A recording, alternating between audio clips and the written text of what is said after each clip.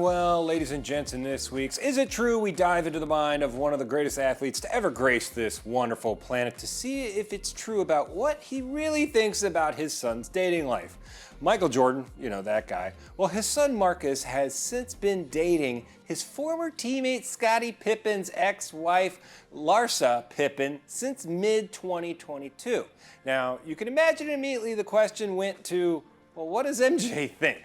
Recently, Marcus, who has also called himself Hair Jordan, because his dad's Michael Jordan, said that his father said, "You're a grown man. You can make your own decisions." Also saying his dad doesn't give him any fatherly advice as it relates to his dating life. Now, is it true that Michael Jordan really doesn't care about his son dating his ex-teammate's ex-wife? And there's a huge age gap in there too. So it just throws in this really weird dynamic because Scottie has been very critical about Michael's attitude back in the Bulls era, that Michael wouldn't have won those championships without Scottie.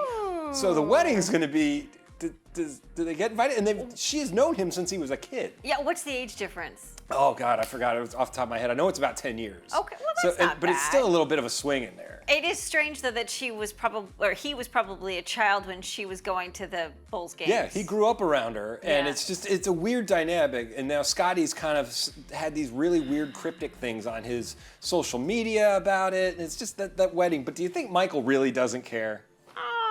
He's probably busy doing other things. Yeah, I mean, it's going to be interesting if they really do get married, but I know they're big social media influencers, so that's well, part it'll of it. make for an interesting Thanksgiving dinner, that's for sure. Oh, that whole get-together is going to be awesome, especially if Scottie's kids are there. Oh, it's going to be great. Now, if you're wondering about all the things we've learned over the years, and if it's true, well, a new book will help you as a reference. Questions like, did Hugo Boss design the Nazi uniforms? Did medieval people think the world was flat? Did Napoleon shoot the nose off the Sphinx? Oh. Well, it can all be answered here but the deal is, with the fake history of 101 things that never happened, everything in there is no.